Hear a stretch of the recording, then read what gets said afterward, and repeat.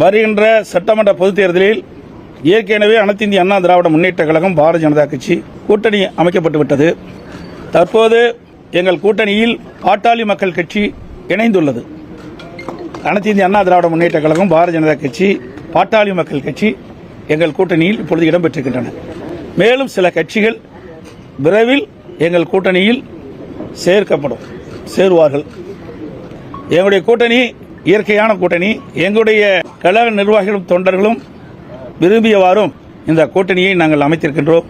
அதேபோல பாட்டாளி மக்கள் கட்சியிலும் அவருடைய நிர்வாகிகள், தொண்டர்கள், தலைவர்கள் விரும்பியவாறு 2 கட்சியில் இருக்கின்ற தலைவர்கள், நிர்வாகிகள், தொண்டர்கள் விரும்பி இந்த கூட்டணியை அமைத்திருக்கின்றோம். எங்களுடைய கூட்டணி வெற்றி கூட்டணி.